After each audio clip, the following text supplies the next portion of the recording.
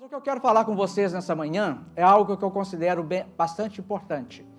E eu gostaria de te pedir, se você tiver aí em suas mãos, uma caneta e um papel para você ir anotando, para quando você tiver mais tempo, você analisar o que vamos falar. Porque nós vamos ter bastante Bíblia nessa manhã. Então não deixa a sua Bíblia fechada não, deixa ela aberta, porque o Senhor vai falar grandemente aos nossos corações nessa manhã. Amém? Você sabe que nós somos os seres, a obra-prima criada de Deus. Não sabem? Que nós somos o ser mais perfeito da obra de Deus. De tudo que Deus fez, Deus disse que era bom. Mas quando Deus me fez e fez a você, Deus disse que isso era muito bom. Então você é algo precioso para Deus. Talvez o seu amigo, o seu vizinho, a sua mãe, o seu pai, ou a sua esposa, ou o seu filho, não te ache tão importante assim. Não te ache tão precioso. Mas eu quero dizer que Deus te acha super importante e super precioso. É tanto que Deus nos fez a sua imagem e semelhança. Por quê? Nós somos semelhantes ao nosso Pai. Quando você olha para uma criança, você vê assim, é semelhante à mãe ou semelhante ao pai. Parece com a mãe, parece com o pai. Eu olho a Chloe assim e falo assim, é a cara da Ana Paula, sorte dela. Né? E assim eu falo assim, olha para você ver como a Chloe é bonita. Não é isso? Mas então é assim que nós descrevemos as pessoas. Então quando você olhar para você, se olhar no espelho, veja que você é semelhante ao seu Criador. E Deus nos deu uma condição muito especial, a condição de poder pensar, raciocinar e de poder ser. A Bíblia diz que nós temos a mente de Cristo. Não é isso? E isso nos faz especial. Por mais especial que seja o seu gatinho, o seu cachorrinho, o seu bichinho de estimação, ele não tem a capacidade que você tem. Por mais que os computadores sejam evoluídos, esteja no mais alto grau de evolução, foi você ou alguém semelhante a você, criado do mesmo jeito que você foi criado, que fez aquele computador. Já notou como você é tão especial? Mas existe algo que nós precisamos entender um pouquinho mais, que é a complexidade desse órgão vital que nós temos, que se chama cérebro, que se chama mente. O cérebro humano é um mundo de possibilidades. Há um mistério insondável neste pequeno espaço vital do nosso corpo. Você já notou? A pessoa, quando ele está no auge da idade dele, ele pesa aí 70 quilos. O homem, por exemplo, né? A mulher geralmente 60, 55.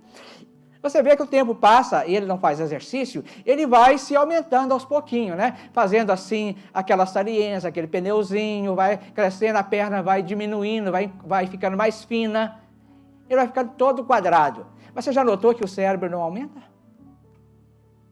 O cérebro não engorda. E você sabia que o nosso cérebro cabe dentro da sua mão? Cabe, todo o cérebro cabe dentro da sua mão. Um cérebro tem aproximadamente 1.280 gramas a 1.400 gramas. Em outras palavras, 1,3 kg a 1,4 kg. Cabe dentro da palma da sua mão aquela massa cefálica. Você sabia que o cérebro humano, pasmem, tem aproximadamente 100 bilhões de neurônios? Neurônios são células nervosas cerebrais. E cada um desses neurônios pode fazer entre 1.000 e várias centenas de milhares de sinapses. Você vai pensar, o que é sinapse, pastor? Sinapse é a junção de dois neurônios. Então, logo o seu cérebro é capaz de produzir cerca de 1 trilhão de conexões. Os próprios neurônios compõem apenas uma fração do cérebro.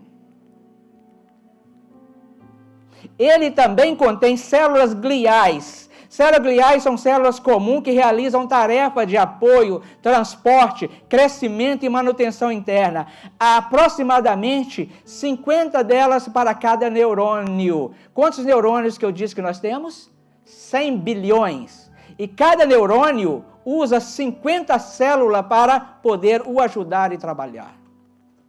Tudo dentro dessa pequena cacholinha, e o seu cérebro cabe dentro de uma mão.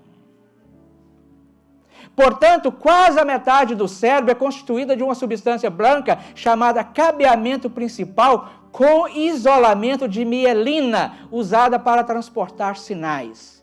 Você já viu aquelas luzes de Natal, quando você coloca ela a toda velocidade, que ela fica assim? É mais ou menos aquilo, mas bilhões de vezes mais rápido. E essa mielina, ela isola o sistema para poder não conflitar essas informações que é transportada no cérebro. Você já imaginou o que Deus te deu?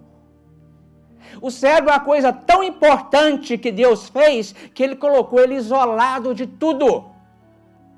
Colocou uma haste para prendê-lo a uma certa altura, para que ele olhe por cima, que ele veja tudo de tão especial que é o cérebro. O cérebro só tem contato com as outras partes do corpo, porque ele governa todas as partes e todos os movimentos do corpo. Então ele fica lá em cima comandando tudo. O seu mexer de dedo do pé, o dedinho mexendo, é comandado pelo seu cérebro. Você emite o sinal para o cérebro. Quantos segundos leva para o seu dedo mexer? Menos que um piscar de olho. E tudo isso só acontece porque tem a mielina, que ela faz o isolamento desse cabeamento para não ter conflito com as mensagens que são enviadas. Porque você envia uma mensagem para o seu dedo do pé e ao mesmo tempo envia uma para aqui. Você consegue mover os dois ao mesmo tempo.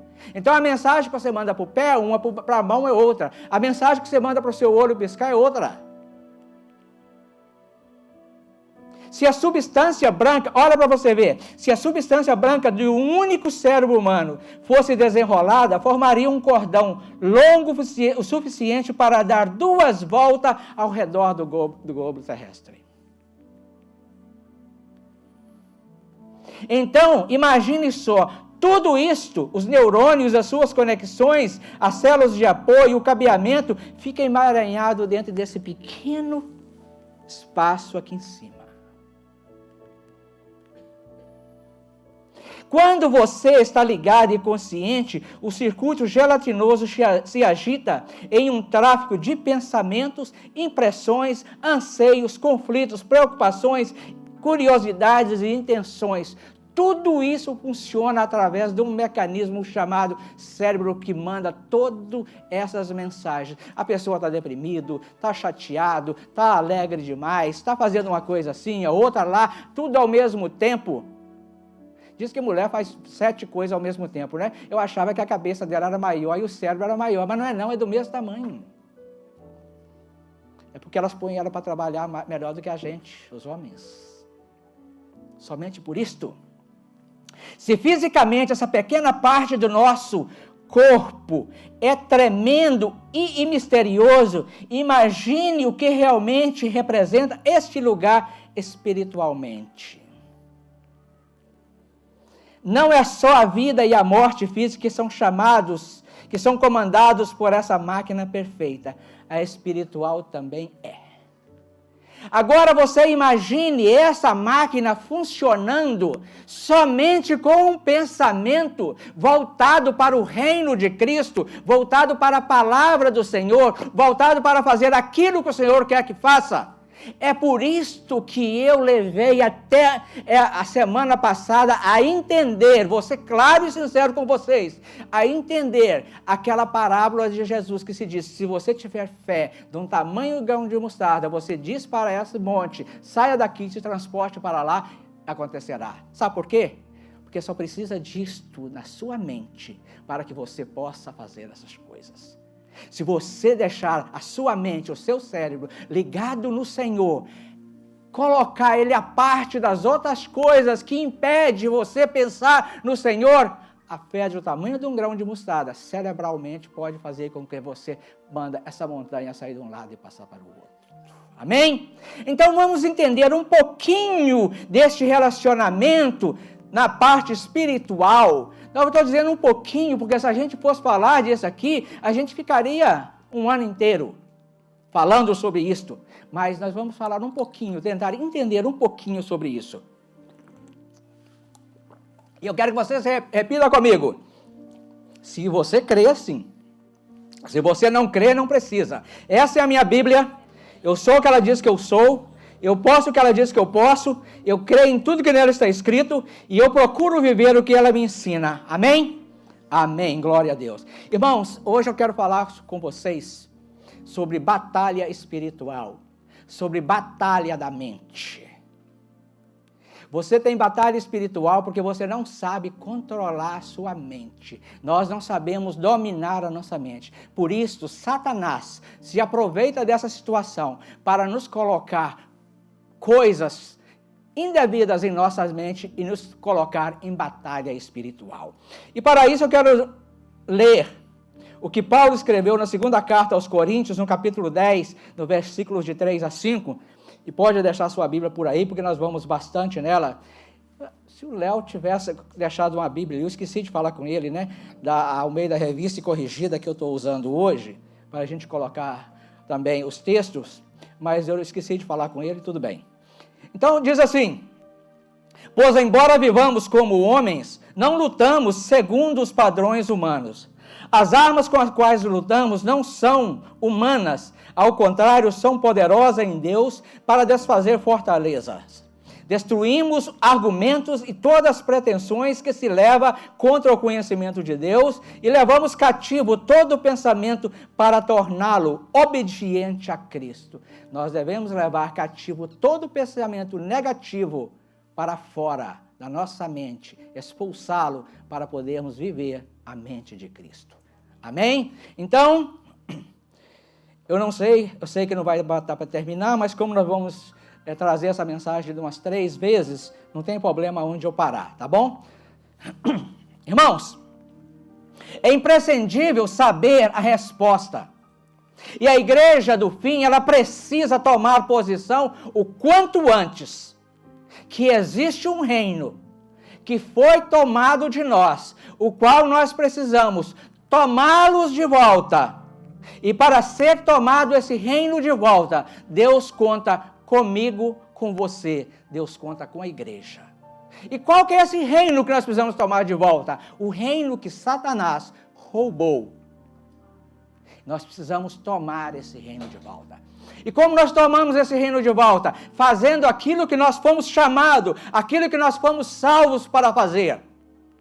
Que é buscando as almas que estão lá fora, as pessoas que não conhecem a Jesus, para vir, para poder ouvir falar de Jesus, para poder conhecer a Jesus e para poder entender o porquê desse reino precisa ser reconquistado. Tiago, escrevendo a sua epístola, no capítulo 5, no versículo 20, ele diz que aquele que tira uma alma do mundo perdido e traz para Cristo, e esse aceita Cristo e tem uma consciência plena de Cristo, o Senhor o perdoa de muitos pecados. Você está entendendo o porquê da evangelização? O porquê que nós precisamos evangelizar? Porque cada alma que você conquista para Jesus, Jesus te perdoa pecados. E a Bíblia diz que é milhares de pecados, não é um só não. Este reino foi arrancado de nós, mas é bom frisar que foi com a nossa permissão. Foi o homem, foi Adão e Eva que permitiu que esse reino fosse arrancado de Deus. Quando Adão e Eva pecou, ele entregou para Satanás a chave, entregou a nossa vida nas mãos de Satanás. Aí você vai me dizer, mas Cristo desceu e tomou. Cristo desceu e levou cativo o cativeiro, arrancou a cédula que era contra nós, levou a chave do céu e do inferno, mas Ele não nos transformou. Nós vamos transformando dia a dia. É onde Ele decide se andará em vitórias ou em derrotas. Você é que decide se o seu caminho será em santidade ou na carne. Se você vai morar no céu ou se você vai morar no inferno. Se o corpo está sadio ou se está enfermo. Explicando melhor, a sua mente tem o poder de decidir o que você será. Talvez você não vai dar muito aleluia e glória a Deus hoje. Mas eu creio que quando nós sairmos daqui hoje, eu creio em nome de Jesus, nós vamos começar a pensar diferente e agir diferente. Aquele que ocupa maior tempo na sua mente será quem terá o controle e levará vantagem em seu reino. E é nós que decidimos quem vai ocupar mais tempo na nossa mente, se é Deus ou se é Satanás. Não é Deus que decide isso, não é Satanás que decide isso. Quando Deus te fez imagem e semelhança, e a Bíblia diz que você tem a mente de Cristo, Ele te deu o poder de decisão, de você decidir aonde vai, com quem vai e faz o que faz. Ele te deu livre-arbítrio. E este livre-arbítrio foi lhe dado quando Deus formou a sua imagem e semelhança. Quando Deus formou Adão e Eva, Ele os colocou no paraíso, no jardim. E Deus disse para eles, você pode comer de tudo que existe no jardim, mas não come da árvore que está no meio do jardim, a árvore do bem, do conhecimento do bem e do mal. E a serpente, que era astuta, chegou, e ela disse assim, olha, Deus disse que você não pode comer das árvores do jardim. Olha a maquiação. Deus não disse isso. Aí a Eva disse, não, ele disse que a gente não pode comer da árvore que está no meio do jardim, porque o dia que nós comermos, nós teremos conhecimento do bem e do mal.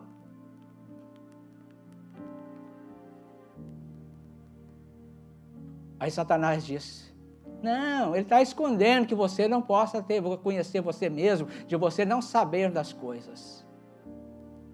E o que aconteceu? Caiu todo mundo e toda a raça humana. Quando Paulo escreve aos Romanos, no capítulo 7, no versículo 18 ao 21, ele diz o seguinte, sei que nada de bom habita em mim, isto é, em minha carne, porque tenho o desejo de fazer o que é bom, mas não consigo realizá-lo, pois faço o que não é bom, que desejo, mas o mal que não quero fazer, esse continuo fazendo. Ora, se faço o que não quero, já não sou eu quem o faz, mas o pecado que habita em mim. Assim encontro essa lei que atua em mim. Quero fazer o bem, o mal está junto de mim. Então você que decide se você vai fazer o bem ou o mal. Um cachorro não tem poder de decisão porque ele não tem raciocínio, ele foi treinado para morder. Se ele te ver você estranho, ele vai te morder. Mas você não, eu não. Eu tenho o poder de fazer isto. No livro da Gênesis, no 4:7, diz assim, olha, Deus tem um encontro. Isso é muito importante, isso é muito forte, gente. Deus tem um encontro com Caim e Abel.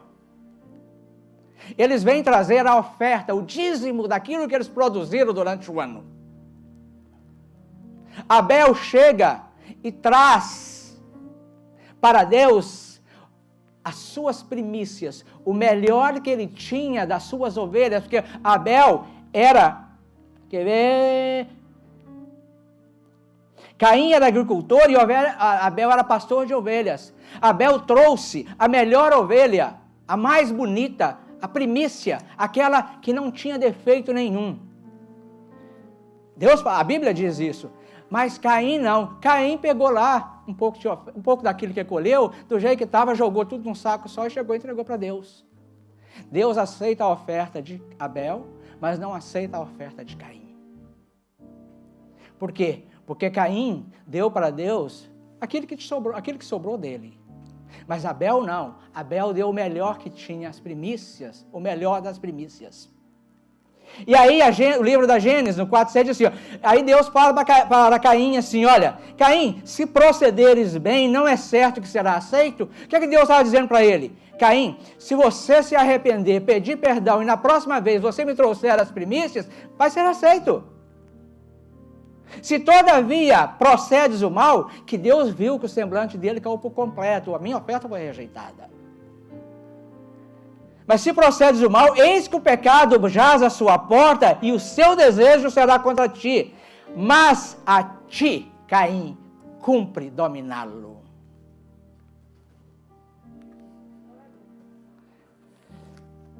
Eu saio na rua andando só. O que você acha que Satanás coloca na minha frente? Se eu gosto de loura, ele coloca loura. Se eu gosto de morena, ele coloca morena. Se eu gosto de mulata, ele coloca mulata. Se eu gosto de asiática, ele coloca asiática. E todas elas vêm procurando conversar com você. E assim é para as mulheres também. Mas cabe a mim rejeitar. Cabe a mim dizer, aqui não, boca murcha. Lá em Minas Gerais diz assim. Essa é uma pergunta que todo cristão não poderia deixar de fazer a si mesmo.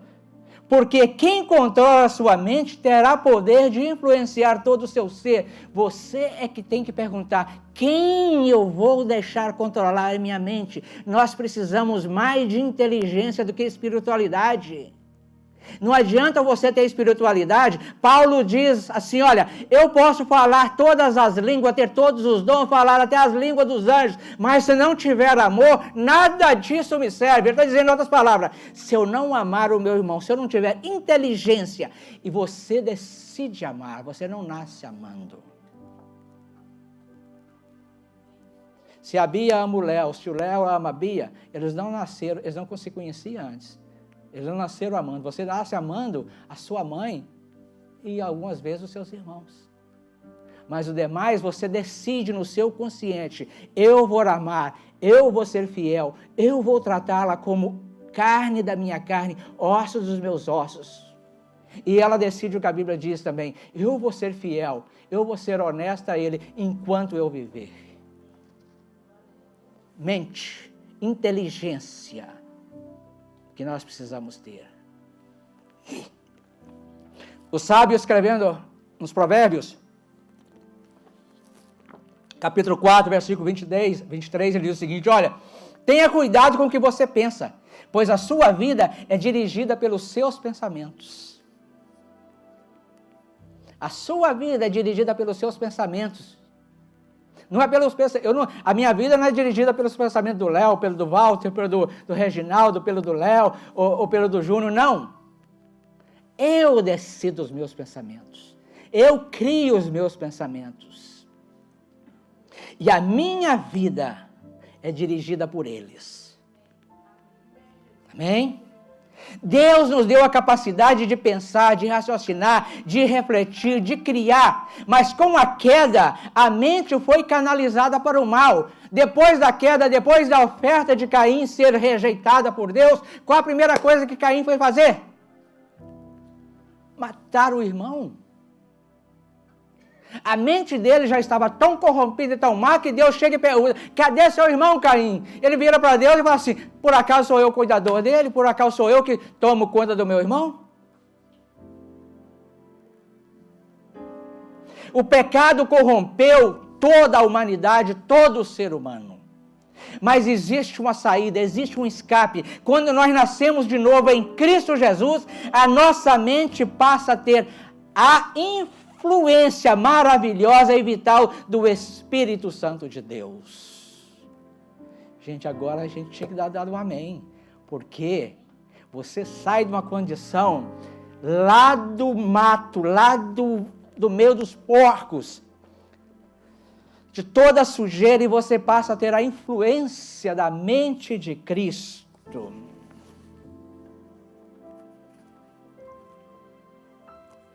O dever de todo salvo, sabe qual que é? A gente não pode ficar só na influência. A gente não pode ficar só na beirada do rio, não. A gente tem que entrar rio adentro. O dever de todo salvo deveria ser entregar o controle total da mente, da sua mente ao Espírito Santo de Deus, não ficar só na influência. Porque só na influência nós ainda estamos sujeitos a muita coisa. Quando Paulo escreve aos Coríntios, na primeira carta, no capítulo 2, no versículo 16, ele diz assim, pois quem conheceu a mente do Senhor, que o possa instruir? Nós, porém, temos a mente de Cristo. Muito bom, interessante isso. Aqui Paulo afirma que o Espírito de Deus é a mente de Deus. E que a fonte dos seus pensamentos são insondáveis e que nenhum homem pode penetrar na mente de Deus. Porém, Deus partilha dos seus pensamentos conosco poder e vida dele provém de cada um dos seus filhos através do Espírito Santo. Mas na mesma carta e no mesmo capítulo, no versículo 16, Paulo termina a frase assim: nós, porém, temos a mente de Cristo. Muito bom. Mas Paulo não diz que nós temos a cabeça de Cristo. Nós não temos o cérebro de Cristo. Nós temos a mente, nós temos parte dos pensamentos de Cristo. Nós não temos os pensamentos totais de Cristo, porque se nós tivéssemos a mente, se nós tivéssemos assim o cérebro de Cristo, porque se nós tivéssemos o cérebro de Cristo, a coisa seria diferente. Nós teríamos os mesmos poderes e a mesma força que Cristo tem. Não existiria pecado para nós. Mas Paulo disse: nós temos a mente e não o cérebro, porque o cérebro é o conjunto total dos neurônios, das células, das gliais, das sinapses, seria tudo pertencente a nós. Com a nossa escolha diária, determinamos como vivemos, se vivemos sob a influência e o domínio de Cristo ou sob o domínio e a influência de Satanás. Não existe meio termo. Há duas leis funcionando na nossa vida, na vida dos que servem a Deus: a lei da vida e a lei da morte. Enquanto a lei do Espírito vivifica, a lei do pecado mata. Quando Paulo escreve aos Romanos, no capítulo 8, versículo 6, eu te falei que tinha muito texto, porque a inclinação para a carne é morte, mas a inclinação para o Espírito conduz à paz, conduz à vida e à paz. Irmãos, a decisão não está na mão de Cristo. A decisão não está na mão do Espírito Santo. A decisão não está na mão do pastor. A decisão não está na mão do evangelista, do intercessor. Não, a decisão está nas suas mãos. É você quem decide o que vai fazer da sua vida. Por isso Deus te deu o livre-arbítrio para você escolher. Você escolhe a vida ou você escolhe a morte. Muitos dos cristãos estão perdendo a batalha contra o inimigo nos lugares celestiais. Você sabe por quê? Por que muitos cristãos estão perdendo? É muito simples, porque ele ainda não ganhou a sua batalha mental. Ele ainda não decidiu para onde ele vai. Ele ainda não decidiu quem ele vai servir. Ele ainda não decidiu nada. Ele precisa decidir primeiro, ele precisa vencer primeiro a batalha da sua mente, para depois ele lutar com as batalhas espirituais. Porque a partir do momento que a sua mente, você decidir e a sua mente ganhar a batalha para servir a Cristo, não existe mais batalha espiritual. Então nós não perdemos batalhas espirituais, não, nós perdemos batalhas mentais. Porque nós não somos inteligentes o suficiente para saber que aqui habita toda a força e todo o poder que rege o corpo humano, que rege o mundo. É a mente que rege o mundo. Hoje você não vê mais crente caindo, pulando aí, endemoniado. Sabe por quê? Porque o demônio se tornou mais sábio. Ele diz: o quê? É só eu inserir na mente dele. A partir do momento que eu vencer, que ele passar a ter o controle da mente dele, ele jamais vai vencer batalha espiritual. Porque o dia que ele vencer a mente dele, ele controlar a mente dele, ele jamais vai ter batalha espiritual.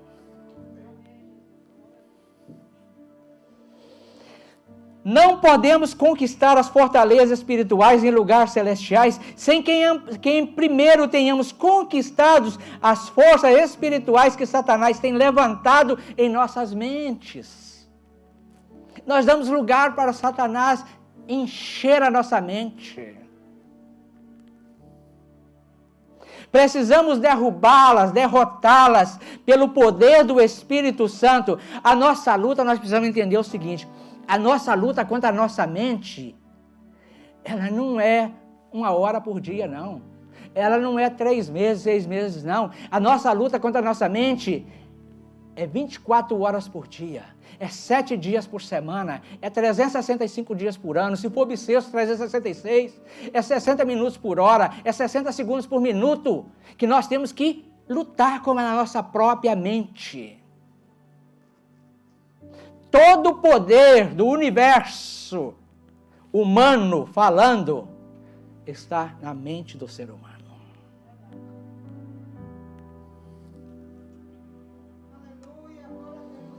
O inimigo das nossas almas não conhece feriado, gente. Ele não conhece sábado, nem domingo. Ele não tira férias.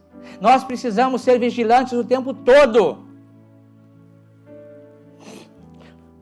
Olha o que Jesus disse em Marcos 12:30.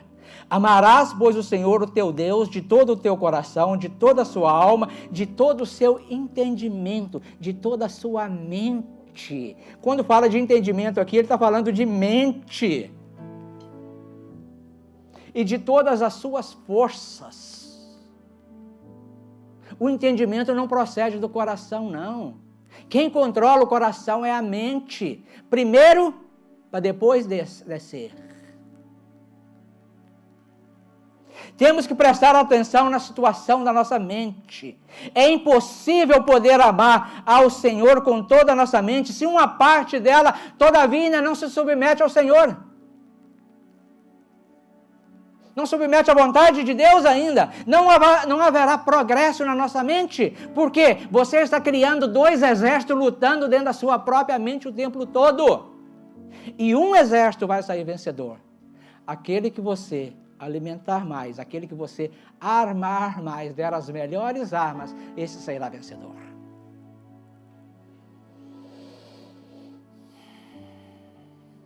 De todos os seres criados, o homem é o único que tem a capacidade de pensar, porque é o único que foi feito à imagem e semelhança de Deus. Tiago, escrevendo no seu livro, na sua epístola, ele diz o seguinte: o homem de coração dobre é inconstante em todos os seus caminhos. O que é que Tiago estava dizendo? Que o homem de dobre mente, é um homem de mente dividida. Ele não sabe o que fazer. Você já viu aquelas pessoas que não sabem o que fazer? Você quer isso ou isso? Não sei. Maçã ou laranja? Não sei. Ele tem mente dividida. Quero maçã, eu quero a laranja, acabou.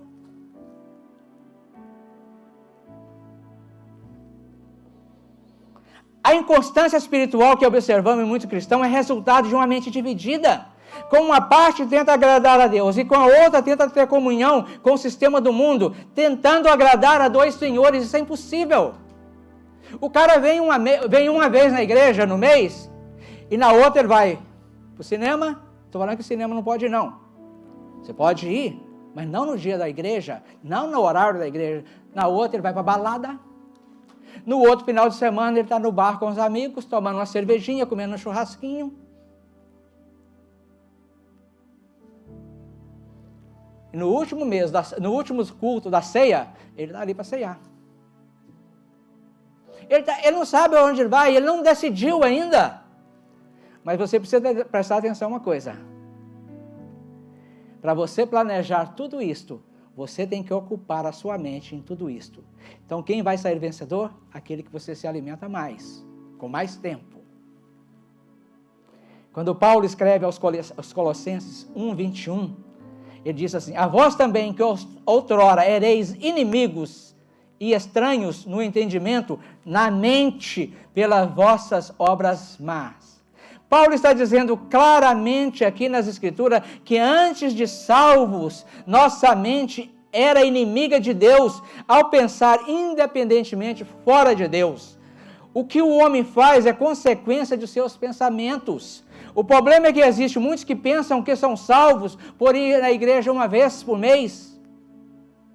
Alguns são até batizados nas águas, falam em línguas, até profetizam. Vem no último domingo que é para tomar a ceia. Mas na verdade continua no mundo e continua em inimizade com Deus.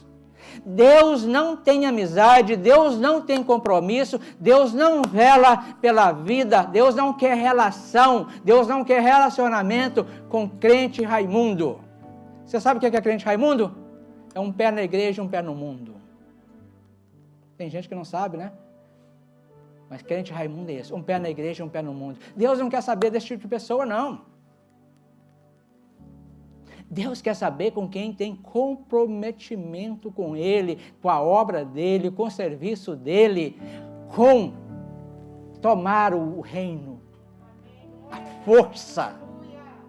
Porque você acha que Satanás vai entregar o reino dele nas suas mãos, de mão beijada ou facilmente entregando? Não. Nós precisamos tomar a força esse reino. E isto cabe a mim e a você. Mas para nós termos forças para tomar esse reino, nós precisamos ser inteligentes, usar a nossa mente e permitir que o controle da nossa mente esteja nas mãos do Senhor Jesus. Você sozinha, você sozinho, eu sozinho, nós somos incapazes de atingir isto lá.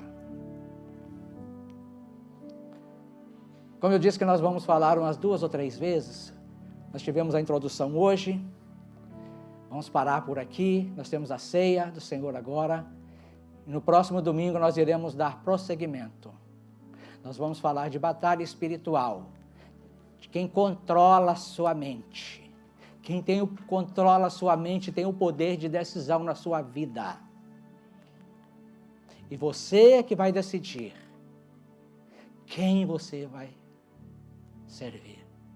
Como Josué disse, eu e a minha casa serviremos ao Senhor. Você, faça o que você quiser, você tem poder de decisão. Mas se você quer me seguir e fazer o que eu estou fazendo, eu e a minha casa serviremos ao Senhor. Amém? Pai, em nome de Jesus, nós queremos te agradecer por esse dia, queremos te agradecer pela tua palavra, Senhor.